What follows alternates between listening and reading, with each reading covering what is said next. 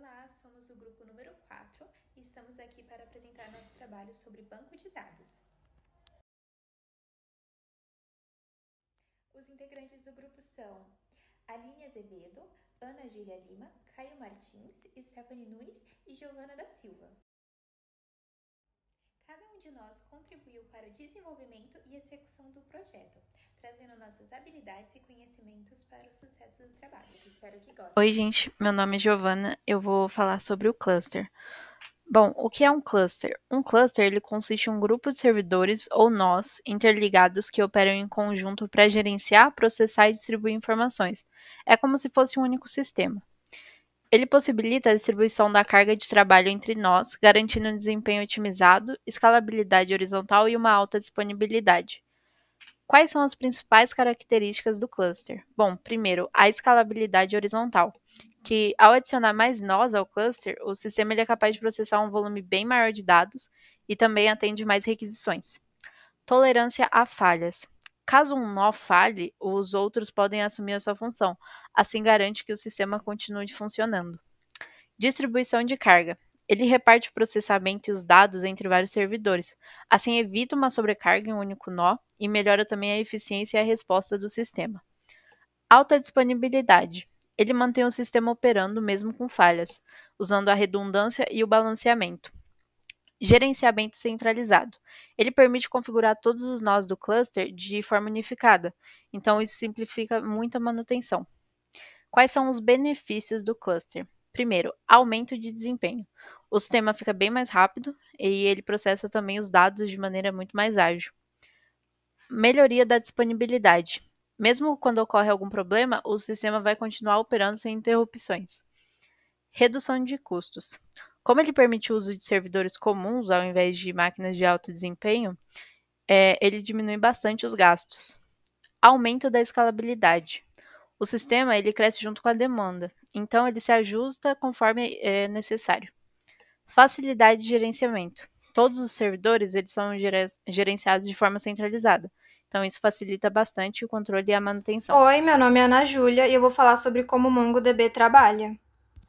O MongoDB é um banco de dados de código aberto e não relacional, e a principal diferença dele para um banco de dados tradicional é que ele não utiliza tabelas e relações fixas, mas sim armazena os dados em documentos JSON e BSON e organiza esses documentos em coleções. Ele também divide os dados em diferentes shards, que são partes do banco de dados distribuídas por vários servidores, melhorando assim o desempenho e a escalabilidade. O MongoDB também é otimizado para oferecer uma alta performance em operações de leitura e gravação, e ele utiliza da indexação para acelerar consultas e também possui uma arquitetura interna muito eficiente para lidar com grandes volumes de dados. Cada um dos documentos é autocontido, o que significa que ele tem todas as informações necessárias, evitando a necessidade de operações de junção que podem ser custosas. O MongoDB pode ser usado de várias maneiras, incluindo implantações locais, instalações usando executáveis, containers Docker e serviços gerenciados na nuvem, como o MongoDB Atlas. Olá pessoal, tudo bem? Meu nome é Caio, eu vou estar fazendo a apresentação aqui do nosso cluster. Nesse cluster a gente está trabalhando com 8 nós do MongoDB, cada nó está instanciado dentro de um container. Para fazer o levantamento desses containers, a gente está usando o Docker Compose, que é uma ferramenta do Docker para orquestração de containers. Ele permite com que a gente, por estar trabalhando com muitos containers, faça o levantamento deles com um só comando. Então aqui eu vou dar um Docker menos compose up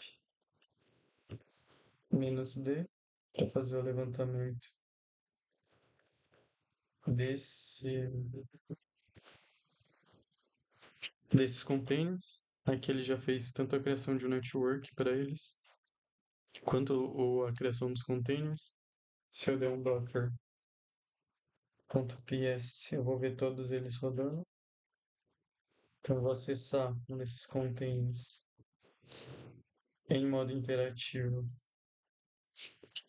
para pegar a string de conexão. Com a string de conexão, eu vou aqui no MongoDB Compass, adiciono uma nova conexão e conecto aqui.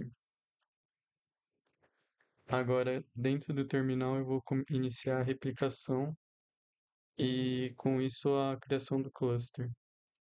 Aqui eu passo esse comando, replicar set.init, o ID que eu estou usando nos containers e o nome do host e o ID de cada máquina. Aqui ele já fez a criação do cluster. Vou fechar esses dois aqui e vou abrir novamente. Aqui eu estou acessando o MongoDB1. Se eu der um rs ponto status, ele vai me mostrar toda a configuração do cluster e a configuração individual dos nós. Aqui ele vai me passar todos os nós.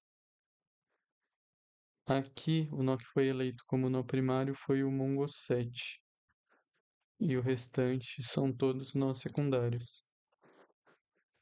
Então aqui agora eu vou dar um exit. Vou dar um docker ps para ver a porta que o Mongo 7 está operando. Que ele está trabalhando com a porta 27. 260. Beleza.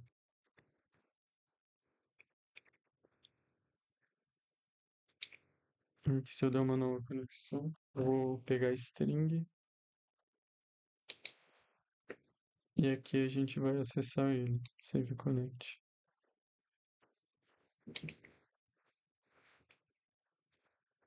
Beleza, aqui já com o nó primário aberto, eu vou fazer uma inserção de dados. Então aqui eu vou dar um use testdb e vou fazer a inserção de um nome. Aqui foi concluído com sucesso, ele me passa o ID dessa inserção. Se eu der um find aqui, ele vai achar. E agora eu vou acessar outro nó e ver essa visualização de um outro nó. Então aqui eu vou acessar o nó 2 está na porta 12. Então eu vou pegar aquela string de conexão e vou alterar aqui para 12.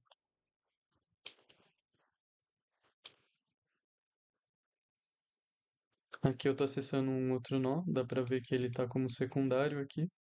Então se eu der em um use testdb e der um find,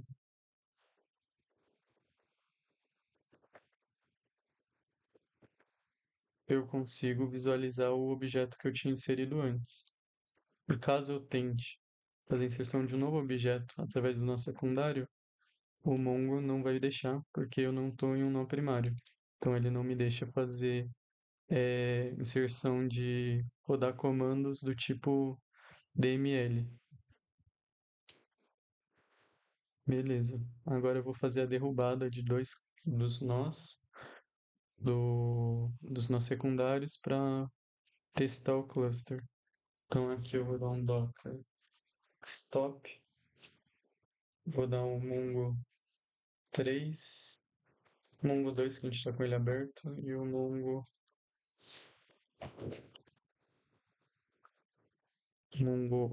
8. Não tem esse espaço.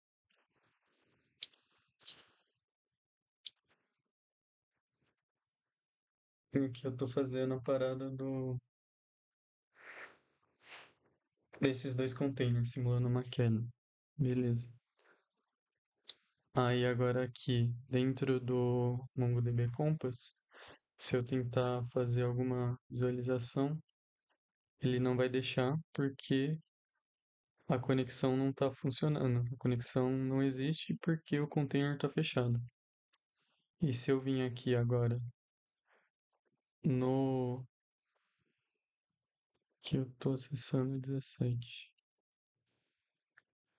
no primário, eu ainda consigo visualizar os IDs que foram colocados. E se eu quiser fazer a inserção de outro nome, então, por exemplo, fazer a inserção do nome Yasmin, ele vai me permitir com sucesso. Agora, fazendo o levantamento novamente dos dois containers que a gente parou. Então aqui eu vou dar um docker start mongo 2 e mongo 8. Docker start.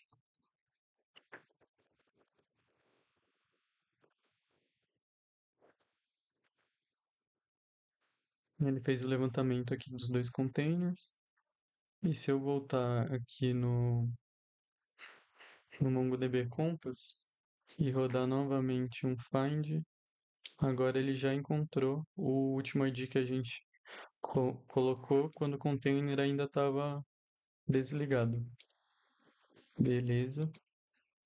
Agora eu vou fazer a derrubada do container que está como primário. Então vou dar um cls para limpar o meu terminal aqui. E vou parar o container 7, que é o container que está funcionando como nó primário. Vou dar um docker stop mongo 7.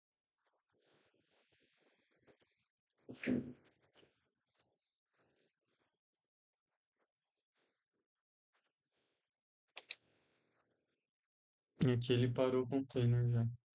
Vou dar um docker ps. O container não está mais aqui rodando. E se eu tentar agora dar algum comando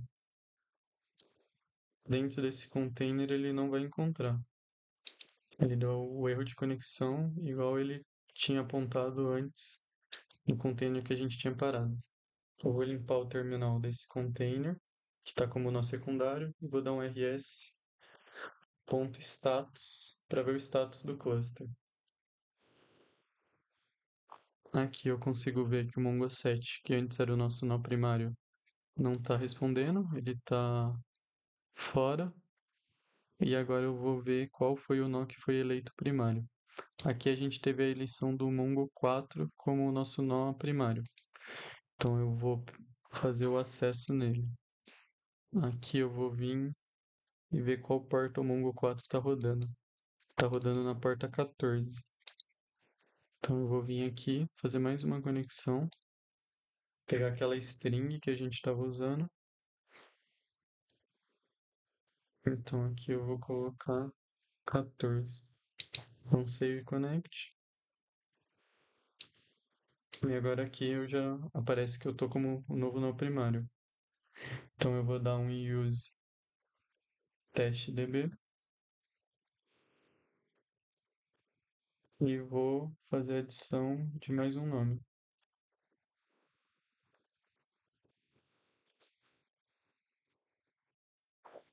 Aqui ele me devolveu um ok já. Se eu der um find, eu encontro todos os nomes que eu adicionei. Agora, se eu for no nosso secundário, no nosso caso, esse aqui que a gente estava usando, que é o Mongo 4, se eu limpar o terminal aqui e der um find, ele também vai encontrar essa inserção que a gente fez agora. Agora eu vou retomar o Docker, o container 7, que foi o que a gente havia parado, que antes era o nó primário. Então, Docker start mongo 7. Ele levantou aqui o container. Então, eu vou voltar aqui para ele. Mongo shell. O CLS. E vou dar um find novamente. E aqui ele já mostra pra gente a inserção do último dado e mostra também que agora ele é um nó secundário. Se eu tentar fazer uma inserção nele como nó secundário, não vai ser possível porque ele não é mais o primário.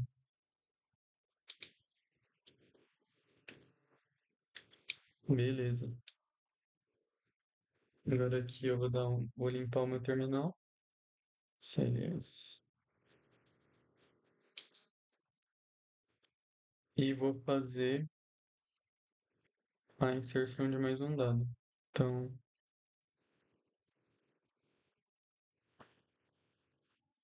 fazer mais um insert. Aqui eu vou listar através desse container, então dou um find, aqui eu encontro todos os nomes que eu adicionei durante esses testes. E se eu voltar aqui no Mongo7, que agora é o nosso nó secundário, ele também replicou. Então, com isso a gente tem um container funcionando aqui com 8 nós, sendo 7 deles nós secundários e um sendo o nó primário.